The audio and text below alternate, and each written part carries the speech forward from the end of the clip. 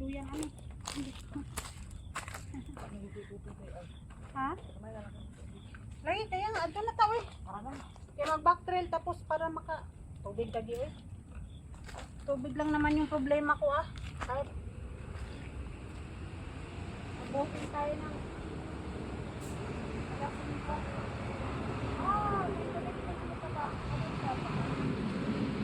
Ay tayo doon.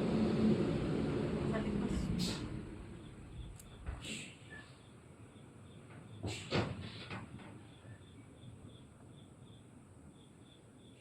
Tara na. pag luman-luma na yung gamit, ano, nagkakaroon na ng kakaibang ano. Oo. Kahit ano, mula nag-check-in ako, halos ito talaga yung gamit ko eh. Kahit ano ba yan? Kahit labahan mo ng malabad, kahit ibabad mo sa Kaya nga sabi nila kapag daw damit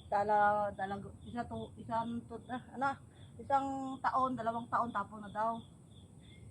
may pambili. Pero yung mga matitibay na branded, aabot pa yun ng 5 years, 3 years.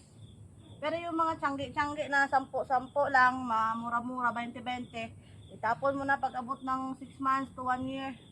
Depende sa quality ng damit. Hindi ako mahilig sa branded. Ako din, di ako mahilig sa branded. Kung ano lang yung mumurahin dyan sa Taobao, okay na ako dyan. O, yung mga tag 10, 20, 50, 40, okay na ako dyan.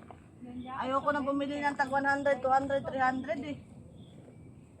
Yung shoes ko, bili ni Amo. Yung shoes ko, 50 lang.